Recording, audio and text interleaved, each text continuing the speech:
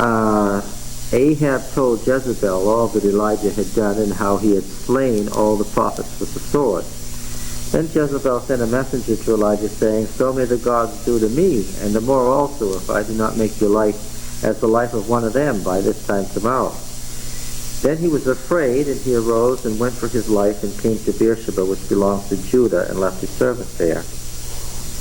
But he himself went a day's journey into the wilderness, and he came and sat down under a broom tree. And he asked that he might die, saying, I guess the theory here is better to commit suicide than to be murdered, right? He was fleeing for his life. He asked that he might die, saying, I presume that he was out of food and water and just despondent. It is enough now, O Yahweh, take away my life, for I am no better than my fathers. And he lay down and slept under the broom tree, and behold, an angel touched him and said to him, Arise and eat. And he looked, and behold, there was at his head a cake baked on hot stones and a jar of water. And he ate and drank and lay down again. And the angel of Yahweh came to him a second time and touched him and said, Arise and eat, else the journey will be too great for you. He arose and he ate and drank and went on in the strength of that food 40 days and 40 nights to Horeb, the mountain of God. Now there's prophetic literature writing. So what is that? The Deuteronomic historian is saying what? Moses, yeah, this is the new Moses here. And there he came to a cave and lodged there. And behold, the word of Yahweh came to him and said to him, What are you doing here, Elijah? Well, that's pretty obvious from the story. What's he come there for? There's nobody left. He's going to refound the religion. He wants the new revelation. He wants the new law, so he can go back and give it to them. He said, I've been very, very jealous for Yahweh, the God of hosts. The old warrior name. This jealousy, I'm a jealous God. We can hear the words, right? For the people of Israel have forsaken thy covenant, thrown down thy altars, and slain thy prophets with the sword. And I, even I only, am left. And they seek my life to take it away. And he said, Go forth and stand upon the mount before Yahweh. Now these words were almost exactly the words of Exodus. And behold, Yahweh passed by, and a great strong wind rent the mountains and broke in pieces the rocks before Yahweh. This is the revelation to Moses. Okay? That was the revelation to Moses, the great earthquake, okay, that Yahweh was not in the wind. After the wind and earthquake, Yahweh was not in the earthquake. After the earthquake, a fire. Yahweh was not in the fire. Okay? So what can we say here? These are the revelations of God given to Moses. And these are the revelations that Elijah had been seeking. These are the revelations, the theophany. Remember the word theophany, which means the visible revelation of God? Okay? All right. The appearance of God, the theophany, was in this form to Moses. That's how the people knew that Moses was speaking with God. They saw the theophany. They had the evidence. In fact, that's what made them say to Moses, don't let him speak anymore. Okay? Now, a point's being made here. Yahweh was not in the fire. And after the fire, a thin, the word for thin, a thin whisper of sound. That's very deliberate. What does he expect? God's voice to roll through the earth? And what does he hear?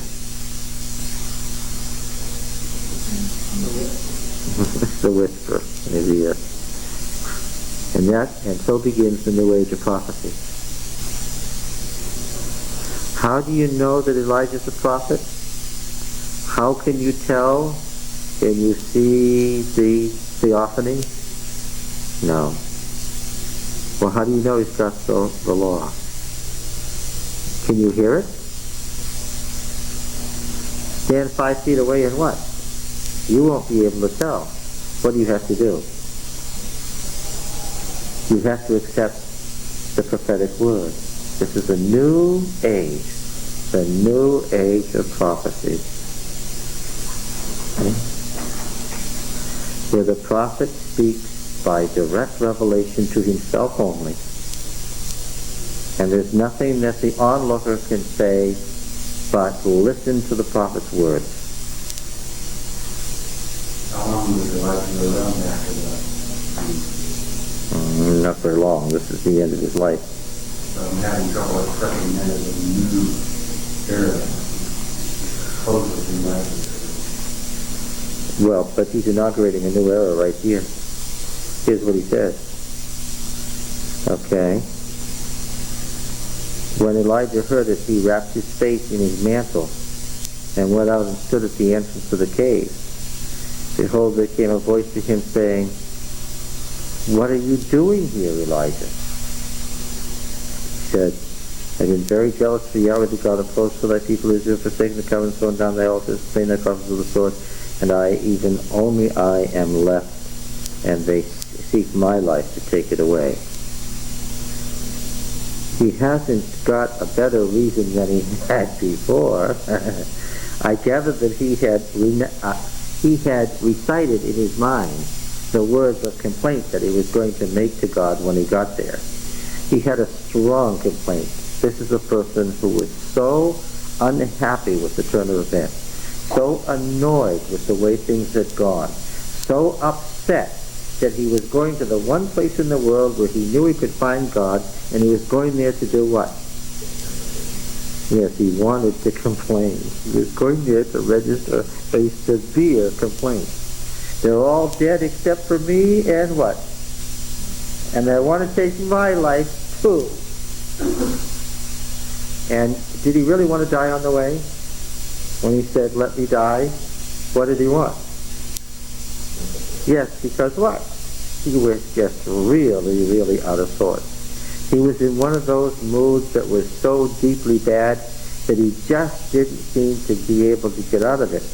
He'd killed all the prophets of Baal. The fire had come down from heaven. He could have had Jezebel done in at that point, but what? But over time, we see here, Elijah has been getting into what we call a funk today. He has been getting into a real bad view of things as time had gone on. And now he had the depression that comes after the climax, right? He had won, he looked forward to the big moment and won, and now he was depressed. His big moment was over. He was depressed and annoyed at the way things had gone, and he comes to complain. And so when God says, "What are you doing here?" what should have been his answer? What should have been his answer? Huh?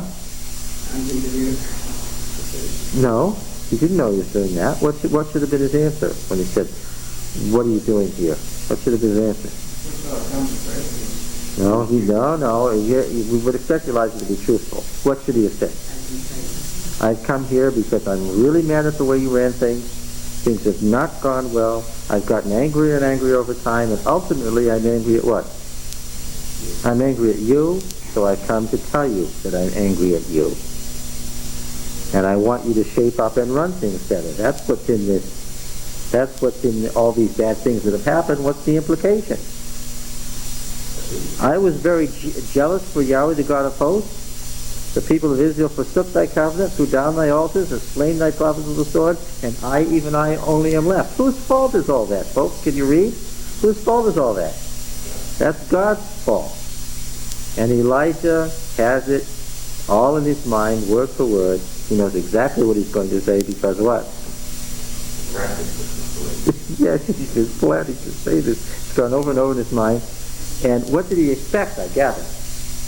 Did he expect an apology, or at least an explanation or a promise from God that he would do better? Yes. To say, you're right. It wasn't fair to put you in this position. You've done wonderfully. You're better than my servant Moses. I talked about how the prophets, bodies were, held sacred by all the people, and they wouldn't dare to kill them, but yet it seemed like a lot of the prophets were killed. Can you think of some? Prophets that were killed? Mm-hmm. Well, there was all of these ones that Elijah was referring to. Oh, Elijah didn't have any fear that there were some spirits in these Baal prophets. Well, he was referring to the other true prophets that had been killed. Oh, but you can't see that as prophets. You have to see those people as what? Who are these prophets that have been killed? No. Who are these prophets?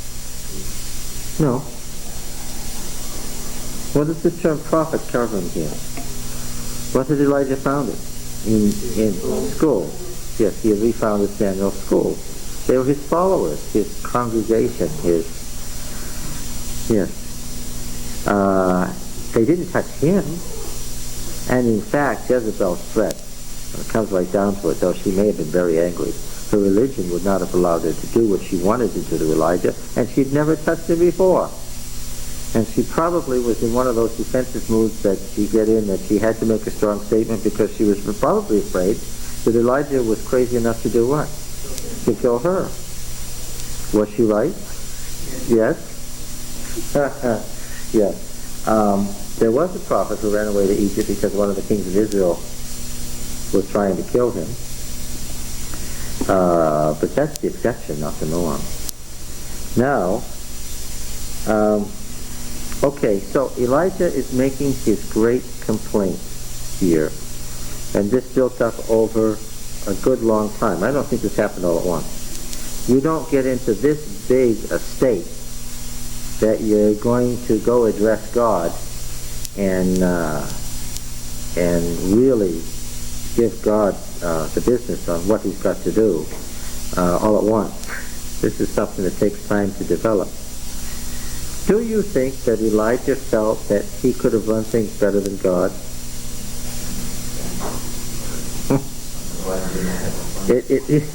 It sounds so.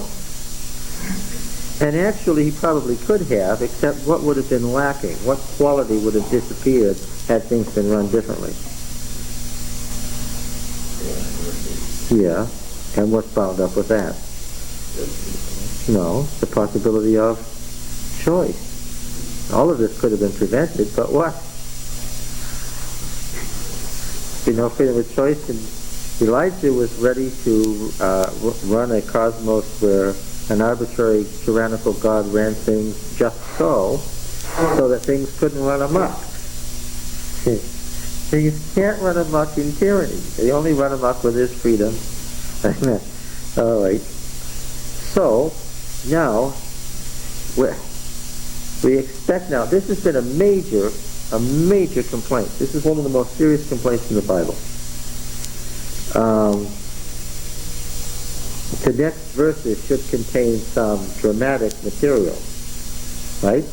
This has been a tremendous challenge on Elijah's part to Yahweh on Yahweh's mountain, on the site of his great giving of the law, right? So what will Yahweh say to Elijah by way of explanation? He has some thoughts on what Elijah has said, and he expresses them now. Go, return on your way to the wilderness of Damascus. And when you arrive, you shall anoint Hazael to be king over Syria. And Jehu, the son of Nimshi, you shall anoint to be king over Israel. And Elisha, the son of Shaphat of Abel Meholah, you shall anoint to be prophet in your place.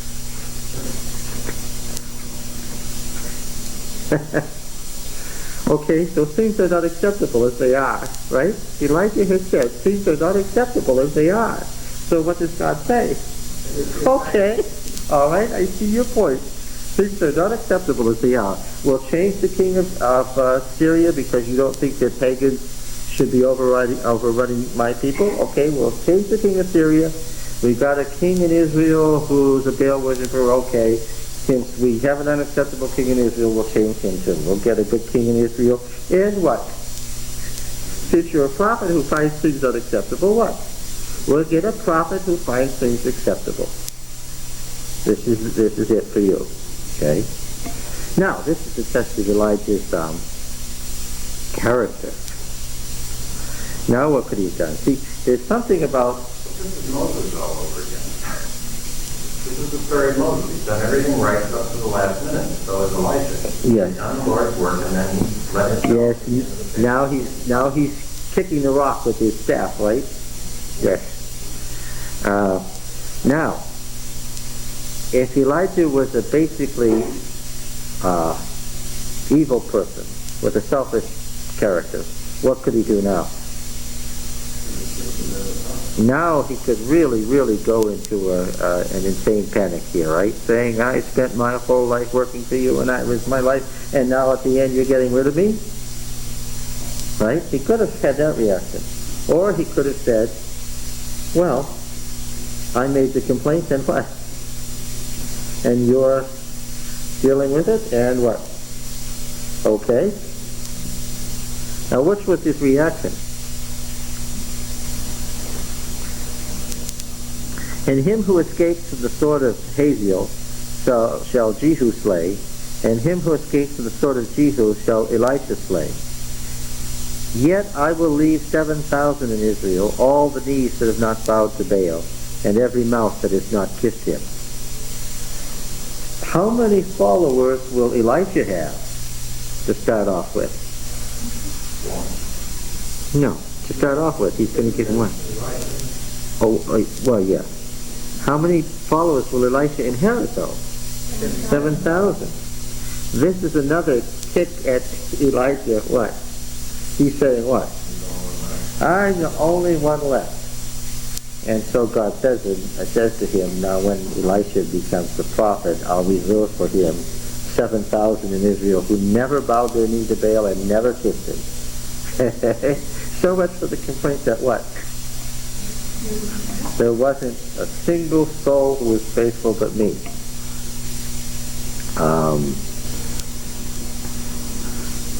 Do you think this must have been a shock to Elijah?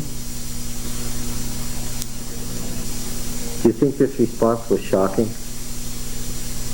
When he'd been rehearsing this sad, sad story all this time, what kind of answers do you think he expected? I'm sure that he had in his mind that he had run through it and he had a picture of what God was going to say to him.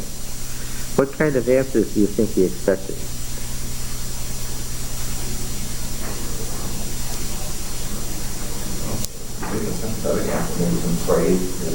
A praise for his faithfulness as the only one who is faithful. What else might God have said?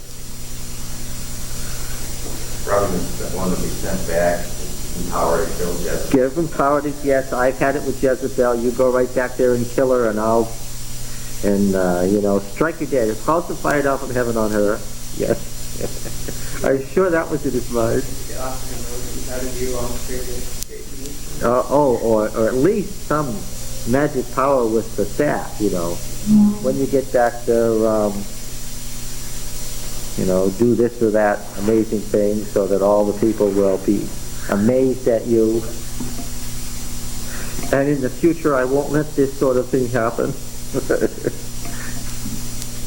That all depends. What? On the other hand, he might have been expecting exactly what he got. I'm tired of this, Lord.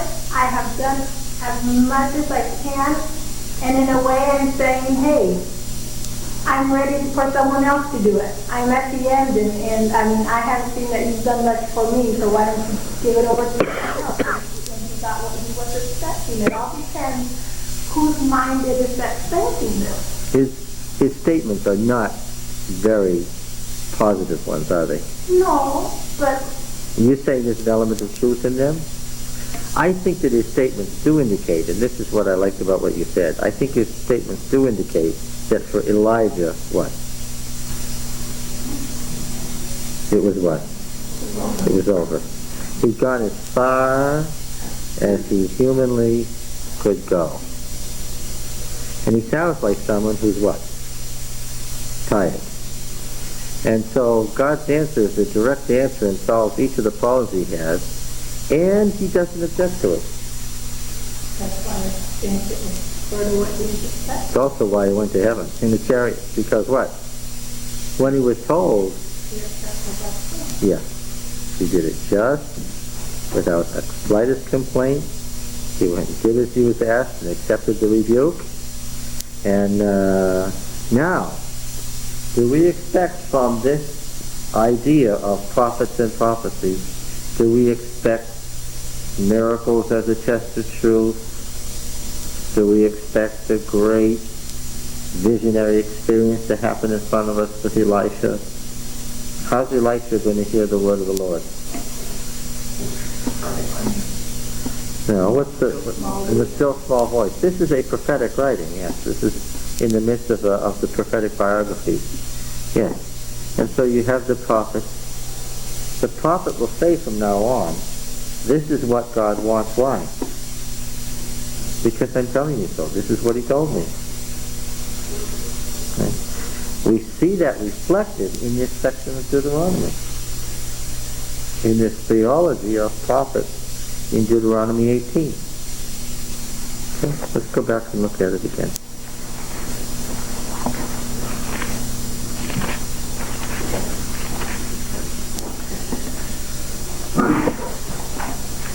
Yahweh your God will raise up for you a prophet like me from among you, from your brethren. Him you shall heed, just as you desired of Yahweh your God at Horeb on the day of the assembly, when you said, let me not hear again the voice of Yahweh my God, or see this great fire any more, lest I die.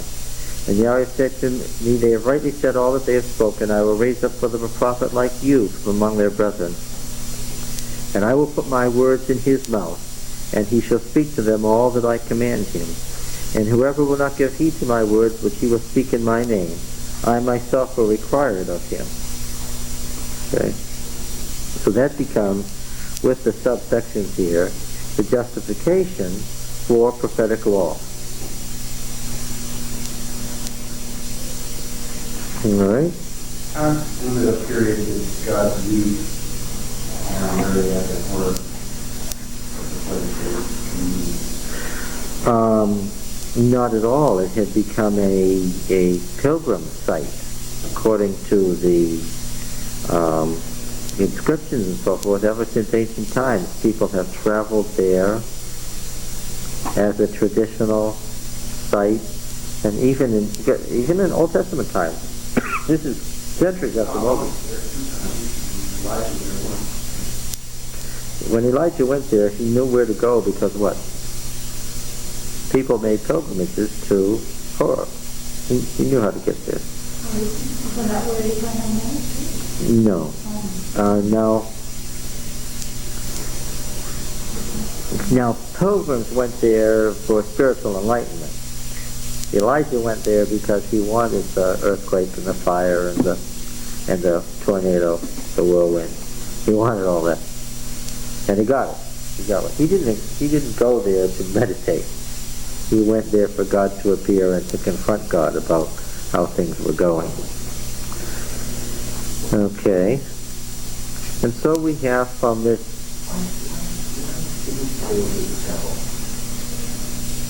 That wasn't the place where Moses had confronted God. Of course, because the northern prophet, he wouldn't go to Jerusalem.